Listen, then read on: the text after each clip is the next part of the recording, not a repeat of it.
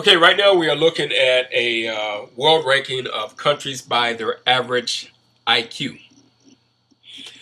And it's pretty self-explanatory. IQ averages that are at 65 and under are in the dark maroon color.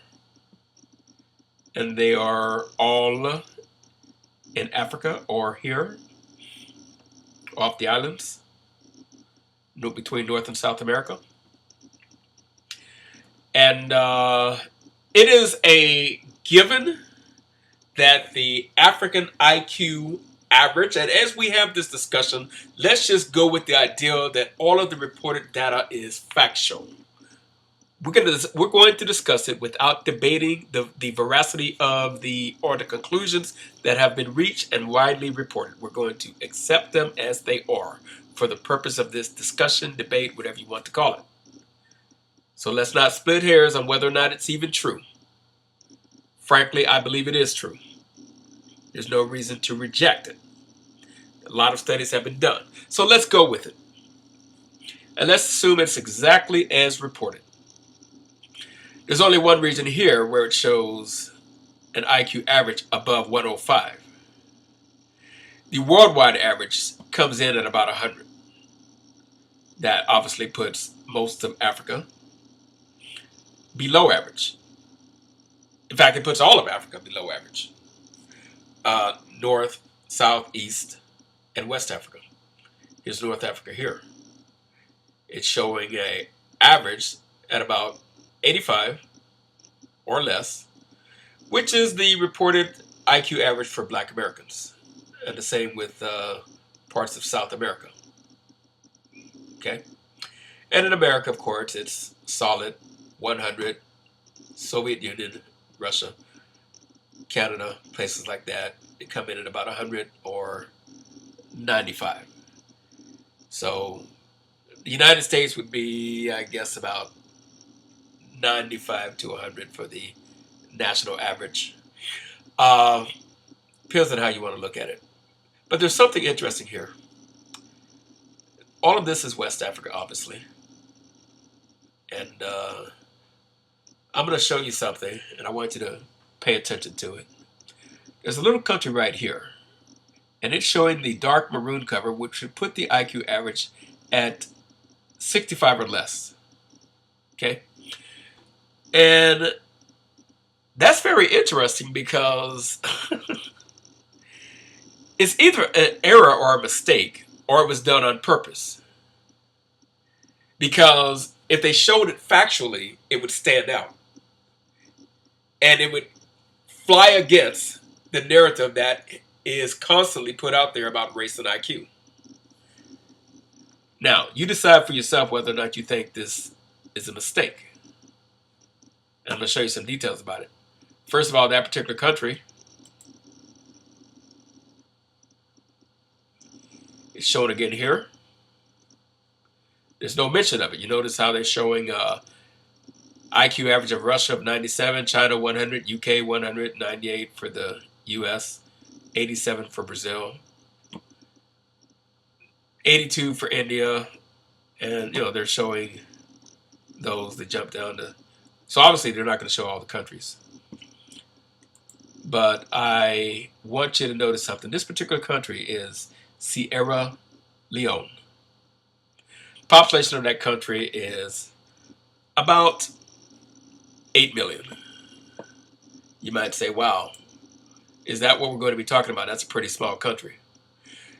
Geographically, Sierra Leone is larger than the Czech Republic, Austria, Panama, Ireland, Georgia, Lithuania, Croatia, and Slovakia, and all of these countries significantly larger geographically than Switzerland, the Netherlands, all of these countries that are relevant. And I just had to put that in there because I realized once I show what I'm going to show, the detractors, at least mentally, are going to try to do what they always do and come up with something something to discount the truth and the facts. Okay. Now, by population,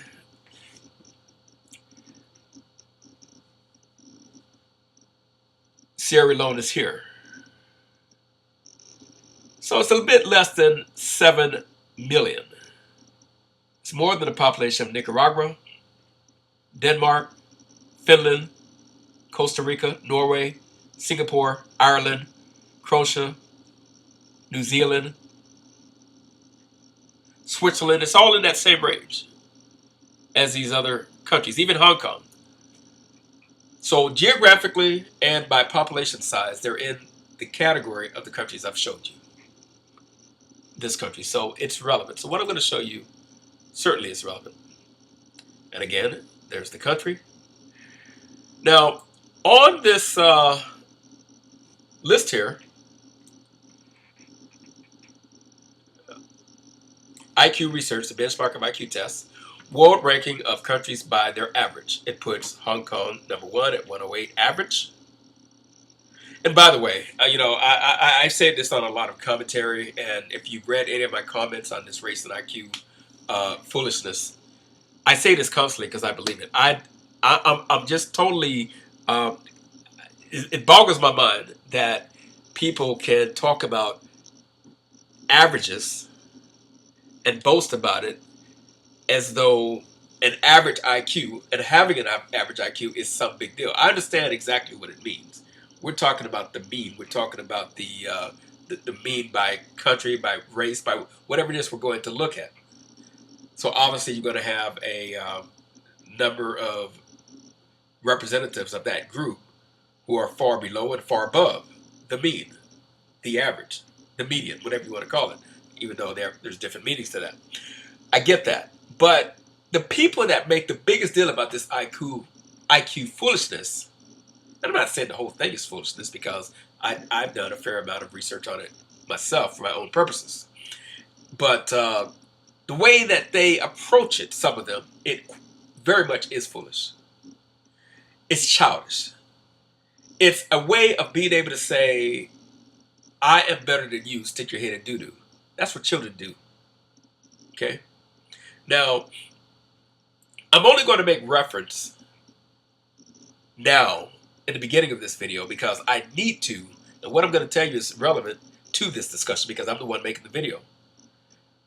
So rather than accuse me of whatever you want to accuse me of, playing the race card or anything else, just understand, I don't have to tell you what my IQ is. But I am a member of Mensa, which means it has to be, by default, over 132. And I can assure you it's significantly over 132. And I don't think that IQ score by itself qualifies me as being some super intelligent person.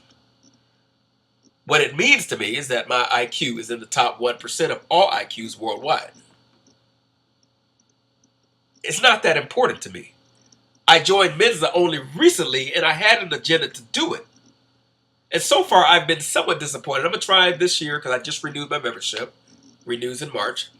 Or renewed in March. But I'm going to try this year in 2017 to get more value out of this membership because I'm involved in a lot of organizations. And I love intellectual pursuits, debates, and all of that. And, maybe I can get some things published with Mensa. I don't know. If nothing else, when people make these commentary about there are no black Mensa members, well, that's a total lie. And of course, in my other video, there were people that said, oh, you're not a Mensa member. Well, of course I'm not a Mensa member. I'm just a liar. How can I be black and be a Mensa member? Even though you saw that I was on the official Mensa website that you cannot get onto. You cannot post your profile on there, your profile picture. Same picture that's on my YouTube account is on my, it was on my Mensa account. I actually put it up. I took it down immediately because I didn't want it to stay there. I don't have any picture on there. And most of the Mensa members don't. Any of you that have ever been on the website, you can only be on it, at least see what I see. If you are a member, you know that I would say, just from what I've looked at, I'm going to say 97% of the members do not have a picture on their profile. We try to be discreet and anonymous, and we're not. And the truth of the matter is, we're not as into that thing as people might, or as boisterous about it as some people might think. The people that are most boisterous about their IQs are people that have an average or even a below average IQ, and they're the ones who play this race card. And let's just go ahead and put it out there. The average white IQ is around 100. The average, and we're going to leave African, especially what they call sub-Saharan Africans, out of the discussion for now.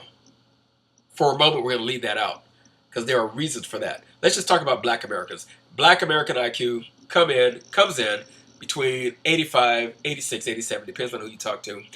Average white IQs come in at between 99 to 100.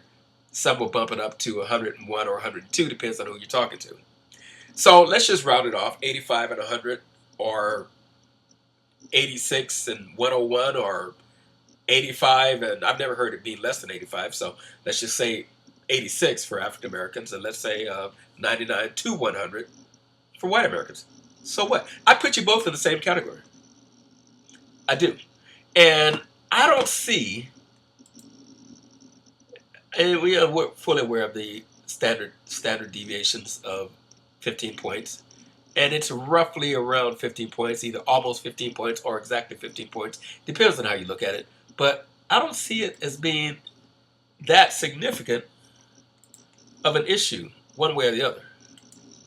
I just don't get it. But I want to show you on this video. I'm going to go ahead and put that number there.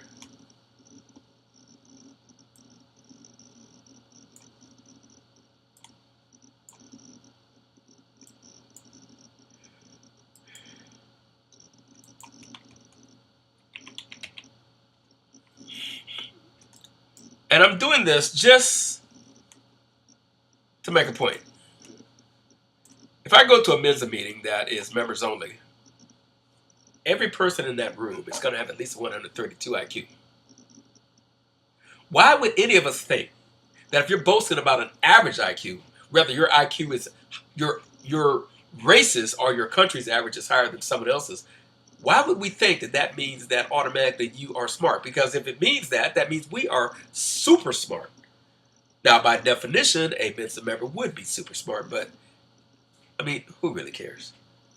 What matters to me most in life is what we accomplish, what we do, what we achieve, and what we produce, not how we score on the tests. That's what matters most. And there are people that I know have a much lower IQ than myself, who have done significantly more than I have, and I have done significantly more than most people have. I've achieved and accomplished more, significantly more than most people have, regardless of what your IQ is, regardless of what your race is. But I'm always looking at the people that are above me and better than me, trying to achieve their level of success, rather than resting on my laurels and making a big deal about it and rubbing it in the faces of people that have not achieved what I have. That's childish. Now, let me get to the point before I bore you too much. Okay, so we have Hong Kong, Singapore, South Korea, Japan, China, Taiwan. The top countries are all Asian. Like I said, I don't see this as being a big deal. This means something for sure. The fact that the top countries are all Asian. 1, 2, 3, 4, 5, 6. Okay, then we have Italy, Iceland, 101. So let's go down this list. And I want you to see something here.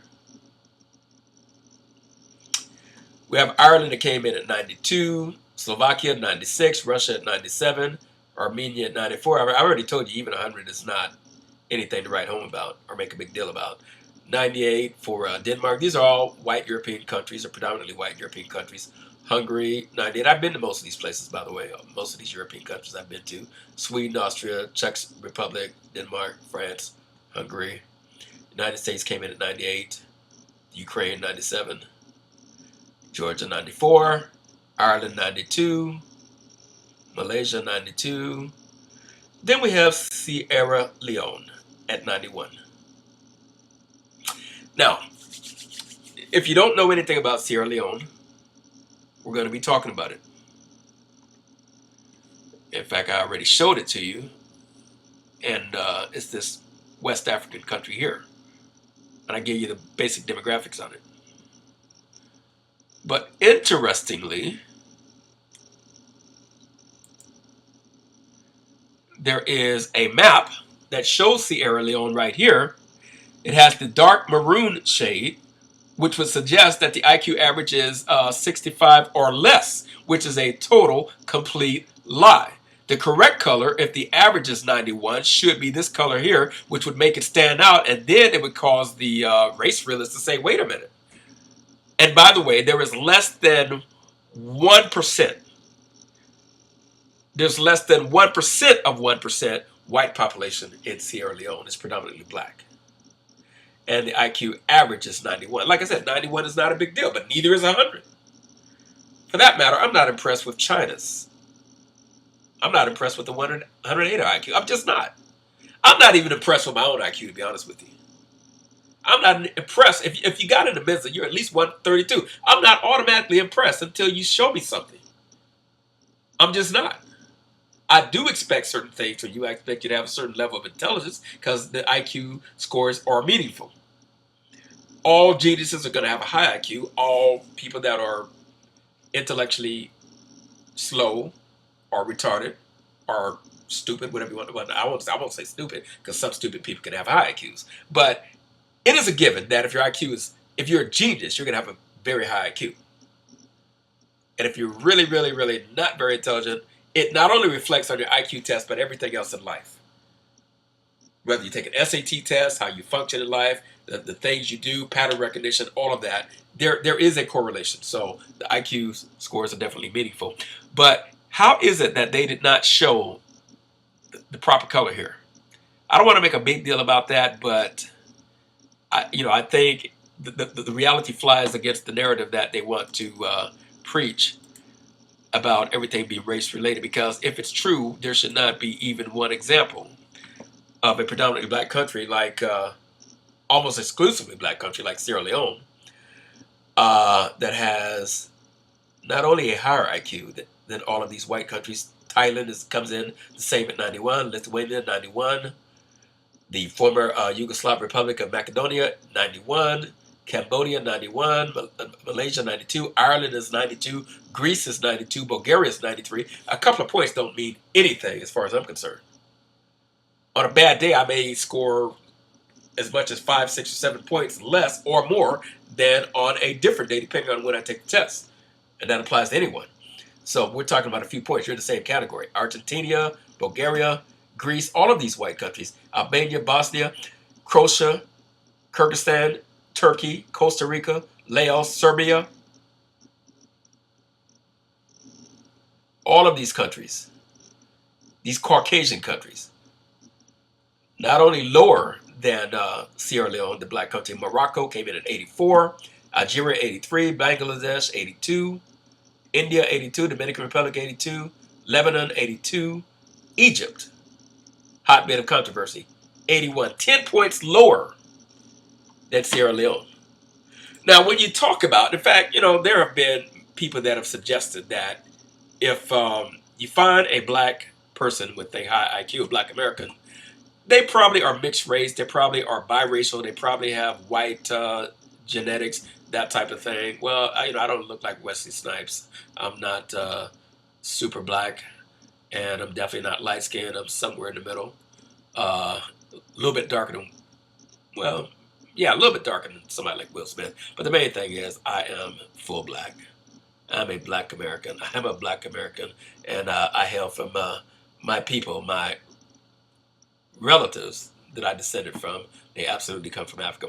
But and there are a ton of blacks with IQs at my level and much higher. I mean, you can't get that much higher, but trust me, they're out there. And whether their IQs are higher or lower, it doesn't matter. But I know a ton of black people who I will say, without a doubt, are more intelligent than myself, and more intelligent than most people I've ever known of any race. So this is what Lebanon looks like, and all of the countries I am showing you, I'm about to show you, This is El Salvador. These are all countries that have a lower IQ average than the black country of Sierra Leone. This is Guatemala. I'm showing you representatives of these countries. For those of you who may not know, this is Nepal. That's what they look like. Lebanon. Now, if the race realist narrative was 100% factual, and I'm not going to say it's 100% wrong either. I'm just saying that if it's truly 100% factual, then none of these Caucasian dominated countries should have a lower IQ average than the black country that we are discussing. But nevertheless, that is the case. That was Lebanon. This is Algeria. It's what the predominant population looks like. And in all of these Caucasian countries, the IQ average is, I'm not even going to put black Americans in the equation. I'm going to show you that in a moment. But primarily, I want to look at Sierra Leone, who has an IQ average of 91. Has an IQ average that is... Now, see, this would not be a big deal to me. The only thing that makes it a big deal is that the race realist makes such a big deal about it. They'll say things like low IQ populations and high IQ populations don't mix. Well, what are you calling a high IQ population? Because I'm looking at all of these predominantly Caucasian populations who have a lower IQ than the black country that, oh, I showed you. We're going to get to that one in a moment so you can see what those people look like, see how mixed race they look, if you don't know. He's Macedonian people. These are representatives of the countries. If you are from Macedonia, we would call you a Macedonian.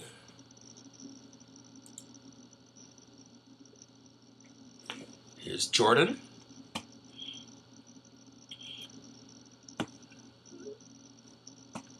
Now, so I know some of you are thinking, well, if that West African country has an IQ that close to the white average and higher than the white average in many white countries, or many Caucasian countries, and European countries, it probably has a high admixture of other races. And if you're thinking that, you didn't pay attention when I said that the white population is less than 1%, it's less than 1/10 of 1%, let me put it like that. It's less than 1/10 of 1%. It's almost exclusively black. And the IQ average, again, is significantly higher than many Caucasian countries. Now let's look at the people of Sierra Leone.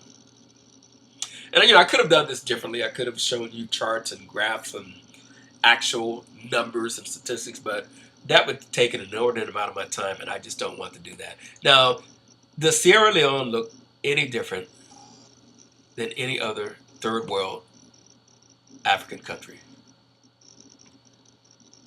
They are poor. They are a bit backwards by Western standards. Do not have a high educational attainment level, although the educational achievements of much of the population is quite impressive. But categorically, that applies to black representatives of most African countries. They have demonstrated and proven that they are not only able to compete in a Western world academically, but they're able to excel. And there are representatives of that from all black African countries, to my knowledge. They go against the false narrative. Now, at no point am I rejecting the notion that the white average is higher than the black average. I'm not doing that.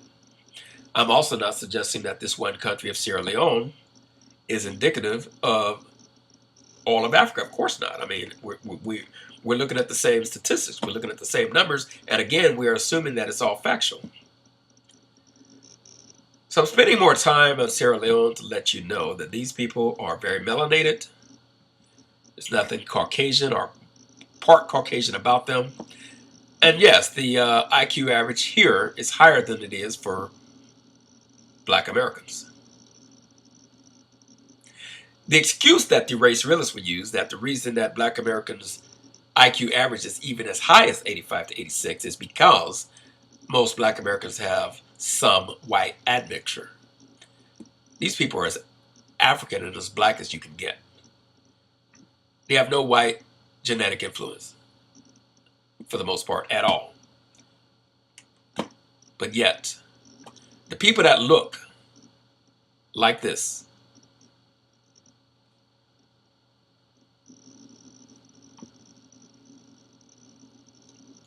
score higher on these culturally biased, because even when they try to make them culture fair, they're still culturally biased. And that's according to the APA, the American Psychological Association. They put that out there, and it's a fact. But in spite of that, they are able, let's look at the stats again. And again, I put that number there to let you know that, as a reminder, that if you're talking about an average IQ, I mean, you look at something like the white IQ average is 100, the black American IQ average is 85. They hate that. Oftentimes, the race realists or the racists, I'm not saying that all race realists are racist. I'm not saying that at all. You know, if we can have an intelligent discussion and discourse, I might be a race realist myself, because I don't reject or deny truth. And I do not put emotion or feelings above truth and facts. I don't do that. I have no need to do that. I have no dog in this fight. I separate myself. I do. I know it's going to sound arrogant, but I do. I don't put myself in a category of average people, because I'm not in a category of average people. I factor myself out. So therefore, I don't have any emotional feelings about any of that. My average is higher than your average. Well, you got the highest average there is, 108. So your IQ is 108. And you're boasting about that. Mine is quite a bit above 132, and I'm not even boasting about it. I'm just pointing it out because it's relevant. Give me a break. But again, most important thing is this right here. Like I said, 91 is not high. Yes, it is lower than the white average. But you geniuses need to understand that if 100 is an average, and you're going to have people with IQs of 105, 110, 120, 130, 132, 140, a few that are higher than that, 150. The higher it gets, the less number of representatives there will be in that class. But obviously, there's going to be quite a number of people, a huge number, many multi-millions of people with a significantly lower IQ than your average. So if your average is 100, you're going to have quite a number of people, millions, with an IQ that is on par with the black American average. We're talking about America, of 85. You're also going to have a significant number that are lower than that. 80, 79, 78, 76, 75. And I really honestly suspect that it is largely the people who if they took a legitimate IQ test rather than an internet IQ test, their IQ would probably come in somewhere between, and I'm being honest, 76 to 77 to maybe 87 to 88. I'm talking about the people that make the most noise about this because it is so significant to them. It is so important to them. It's like they have nothing else to hold on to. Ridiculous. We will stand or fall based on our own merits, achievements, and accomplishments. Who we are and what we do, and what we achieve and what we accomplish, what we produce, what we create, what we patent, what we own, what we found, what we start, what we develop. You will not be judged by what people with your same name have done, or people with your same nationality, or your same race, or even your same family. I am proud. I am super proud of my family, but I don't want to be judged by what they have done. On both sides of my family, I have quite a number of people with advanced degrees, master's degrees, and PhDs. I honestly do not think it's such a big deal. But that's how people are. People think it's a big deal. I don't think most of the people in my family think it's a big deal. But people like to brag and boast about those things. For whatever reason, I don't know. I don't think getting accepted into an Ivy League school is all that big of a deal. I'm impressed if you actually graduate, but I'm still not that impressed. I want to know, what are you going to do with that knowledge and education that you presumably have obtained? I would not be really impressed until you do something. And most people, sad to say, just don't accomplish much in their entire life. I'm impressed by what you produce, what you create, what you develop, what you own, what you control, what you found, what you finance, what you were a major part in, what you patent, what you invent. Those are the things that matter. What you produce. I mean, you could get a PhD in literature. I'm laughing right now because I hired a girl who had a master's degree in English, and she claimed to be a writer. So I hired her to do some editing for one of my books, and I fired her the same day I hired her because she was clueless. I did not really hire you because you told me you had a master's degree in English. I hired you because you told me you were a writer. And we writers, we edit each other's material. All of us do. All of us do. You edit mine, I'll edit yours. Even though I've edited mine, I'm going to edit it multiple times, but I want other people to edit it as well.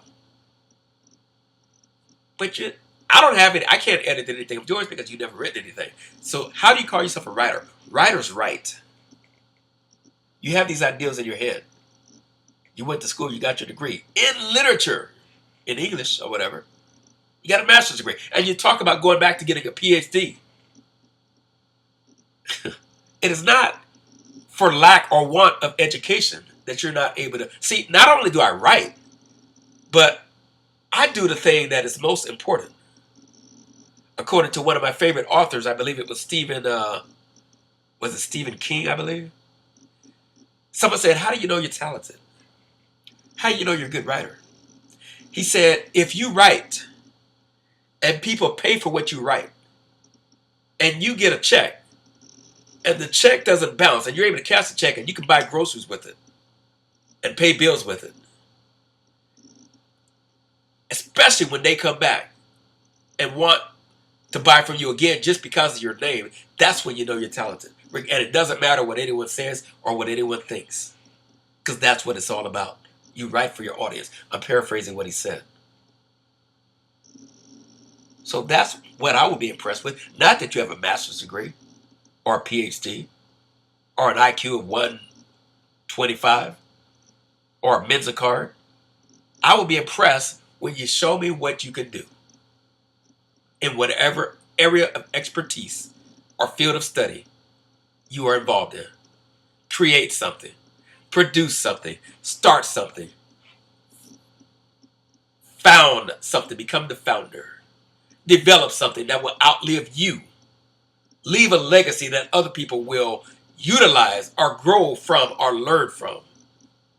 And then I'll be impressed. And I will give you all the accolades. I will not give you accolades because of your IQ score or because of your IQ average. And that includes a Mensa membership, because there's a lot of Mensa members that I know personally who have never done a damn thing of any significance whatsoever other than getting into Mensa and going to some of the events.